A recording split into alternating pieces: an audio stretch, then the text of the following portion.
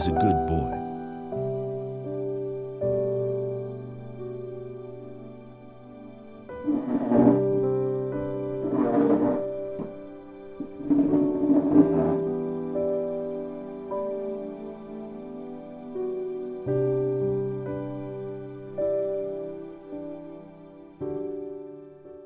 Hello, my friend. I'm Sebastian Gatto, and I'm glad you're here. Today we're continuing our journey through the Gospel of Matthew, one chapter at a time, looking not only at what happened, but at what these timeless words can still teach us today. And Matthew chapter 2 has a powerful lesson for us, because there are moments in life when it seems like the wrong person has all the power. They have the position, the money, the influence, maybe even the authority to make decisions that affect your life. And when that power is being used against you, it can leave you wondering, where is God in all of this? Matthew chapter 2 gives us an answer, because this chapter introduces us to one of the most powerful men in the region, King Herod, a man with a throne, soldiers, wealth, and the authority to command almost anything he wanted. And yet, for all that power, Herod couldn't stop what God had already set in motion. What makes this chapter so remarkable is that God doesn't defeat Herod with a bigger army. He doesn't answer power with greater human power. Instead, God quietly guides ordinary people, a group of wise men, a carpenter named Joseph, a young mother, and a little child, and through their willingness to listen and their courage to obey, God's purpose continues forward. So today, as we read Matthew chapter 2 together, listen for that contrast. On one side, a powerful king desperately trying to control what happens next, and on the other, ordinary people simply trusting God enough to take the next step. Let's read Matthew chapter 2 together.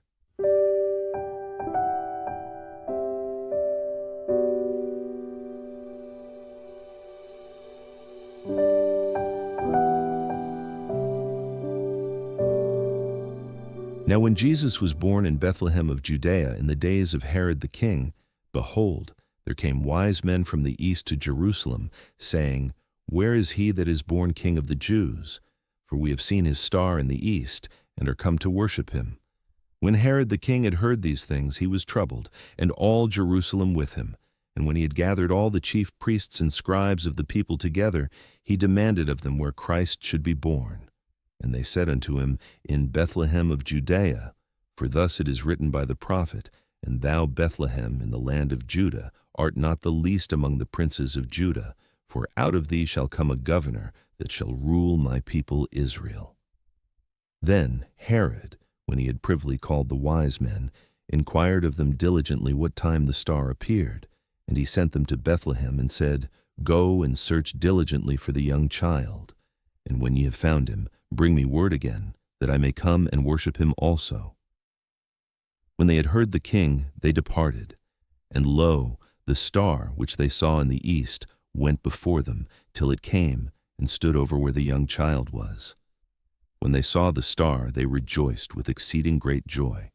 And when they were come into the house, they saw the young child with Mary his mother, and fell down and worshipped him.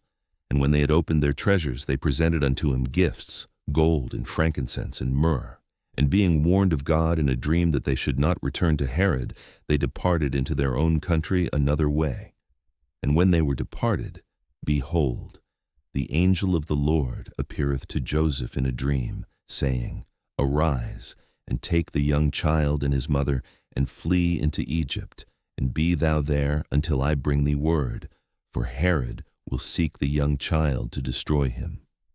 When he arose, he took the young child and his mother by night, and departed into Egypt, and was there until the death of Herod, that it might be fulfilled which was spoken of the Lord by the prophet, saying, Out of Egypt have I called my son. Then Herod, when he saw that he was mocked of the wise men, was exceeding wroth, and sent forth, and slew all the children that were in Bethlehem, and in all the coasts thereof, from 2 years old and under, according to the time which he had diligently inquired of the wise men. Then was fulfilled that which was spoken by Jeremiah the prophet, saying, "In Ramah was there a voice heard, lamentation and weeping and great mourning, Rachel weeping for her children, and would not be comforted, because they are not." But when Herod was dead, behold, an angel of the Lord appeareth in a dream to Joseph in Egypt, saying, "Arise, and take the young child and his mother, and go into the land of Israel, for they are dead, which sought the young child's life." And he arose, and took the young child and his mother, and came into the land of Israel. But when he heard that Archelaus did reign in Judea in the room of his father Herod, he was afraid to go thither. Notwithstanding, being warned of God in a dream, he turned aside into the parts of Galilee, and he came and dwelt in a city called Nazareth, that it might be fulfilled which was spoken by the prophets, "He shall be called a Nazarene." You know, when you first read Matthew chapter 2, it's easy to think this is mainly a story about Herod, but I think there's something much deeper happening here. This chapter isn't primarily about a wicked king. It's about what happens when human ambition collides with the will of God. Herod believed that if he was ruthless enough, deceptive enough, and eventually violent enough, he could stop God's plan. He lied to the wise men. He tried to manipulate them. And when that failed, he committed an unspeakable act against innocent children. His evil was real. The suffering he caused was real. And Scripture doesn't pretend otherwise. But there's something Herod never understood. His power had limits. God's purpose didn't. Herod tried to stop the Messiah, and he failed. And even through the chaos he created, God's plan continued forward. That's one of the strongest truths I see in Matthew chapter 2. Evil can be powerful, but it is never ultimate. And there's another contrast in this chapter that I think is easy to miss. Notice how God responds to all of Herod's scheming. God doesn't panic. He doesn't scramble. He simply speaks. The wise men are warned in a dream, so they return home another way. Joseph is warned by an angel, and he takes Mary and Jesus to Egypt later. Joseph is told when it's safe to return. Herod is frantic. God is calm. Herod is scheming. God is guiding. Herod is desperately trying to control everything around him, while God is quietly directing people who are willing to listen. And those people don't receive the entire plan. Joseph isn't given a map of the next 10 years of his life. He's given the next step. Get up, take the child and his mother, go to Egypt. And Joseph does it. He obeys before he understands. Think about the questions he must have had. Why Egypt? How long will we be there? Where will we live? How will I provide for my family? When can we come home? But God didn't answer every question. He gave Joseph enough light for the next step. And sometimes, that's exactly how God leads us. We want the whole road illuminated. God may simply show us where to place our foot next. And that's where trust begins. Because the people who shaped history in Matthew chapter 2 weren't the people with the most power. They were the people who listened. And that reminds me of a story about an ordinary man who found himself standing between someone with a great deal of power and a decision he knew in his heart was wrong. His name was Brian. Brian worked as a building inspector for his county. He wasn't rich, he wasn't famous, and he certainly didn't consider himself courageous.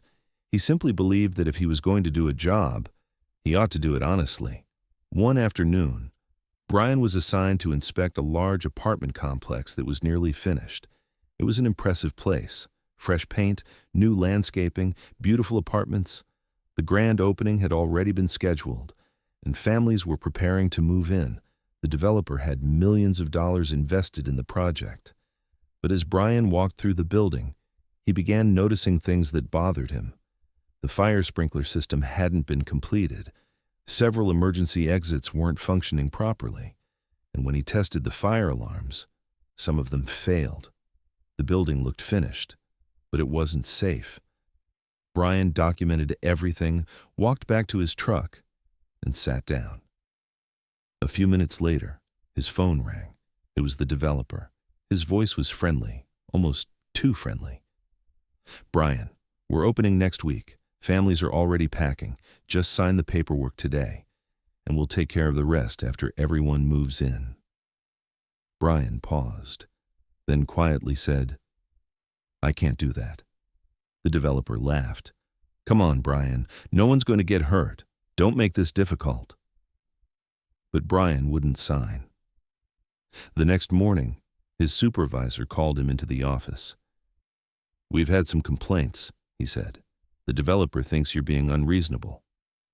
Then came the part Brian had been afraid of. "If you don't approve this project, don't expect to keep getting the best assignments."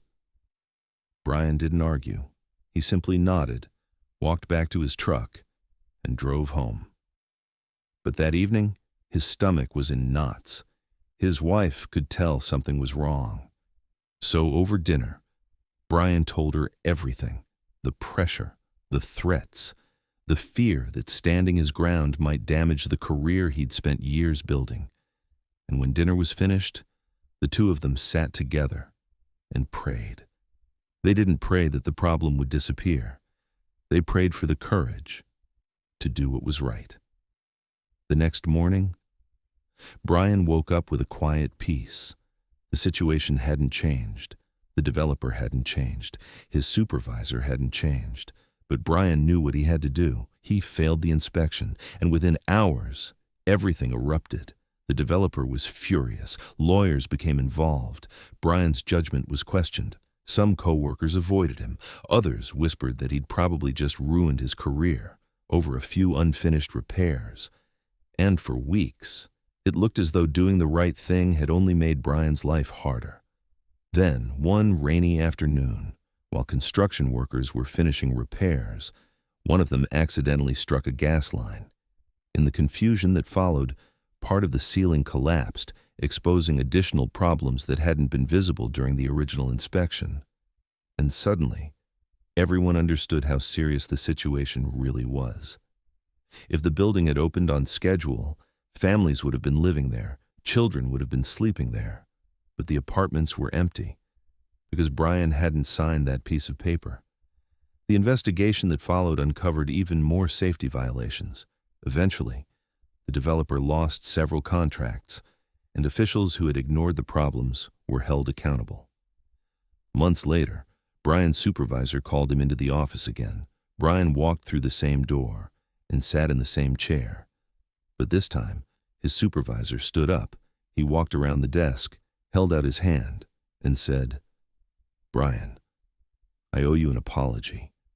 You protected people none of us even knew were in danger." Years later, hundreds of families would live safely in that apartment complex. Most of them would never know Brian's name. They'd never know about the pressure he faced. They'd never know about the night he sat at his dinner table wondering whether doing the right thing might cost him his career. And they'd never know that one ordinary man quietly refused to sign one piece of paper. Brian didn't have the money. He didn't have the lawyers. He didn't have the influence. But when the loud voices around him told him to compromise, he listened to the quiet voice telling him, "Do what's right." And because he did, families he would never meet were protected. You know, Brian wasn't the most powerful person in that story. The developer had the money, the lawyers, the influence, just like Herod had the throne. But neither one had the final say. And I think that's where Matthew chapter 2 becomes very personal for us. Because we all encounter Herods in one form or another, not necessarily kings, but people driven by pride, jealousy, fear, or the need to control. Sometimes they lie. Sometimes they manipulate. Sometimes they abuse their authority. And sometimes, for a while, it even looks like they're winning. But Matthew 2 reminds us that we don't overcome those people by becoming like them. We don't answer deception with deception. We don't answer fear with fear. Instead, we keep listening for God's voice, and we keep taking the next right step. The wise men changed direction. Joseph changed direction. Mary went with him. None of them knew exactly where the road would lead. They simply obeyed what God showed them next. and their obedience became part of something far greater than they could see at the time.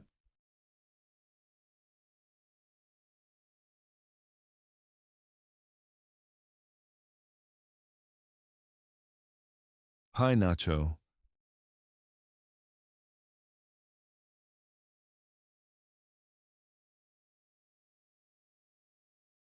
Matthew 2 reminds us that there will always be Herods in this world, people ruled by fear, pride, and the desperate need to stay in control.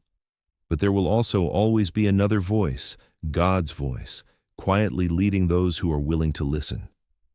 Herod had a throne, soldiers, wealth, authority, yet he couldn't stop a child lying in a humble home. Why? Because no amount of human power can overcome the purposes of God. The people who shaped history weren't the ones who tried to control everything. They were the ones who simply trusted God enough to take the next step He asked them to take. And maybe that's what somebody listening today needs to hear. You may be facing something right now that feels bigger than you. Someone else may seem to hold all the cards. You may not know how the situation is going to turn out or where the road ahead is going to lead. And maybe you've been asking God to show you the whole plan. But perhaps you don't need the whole plan today. Maybe you just need the next step.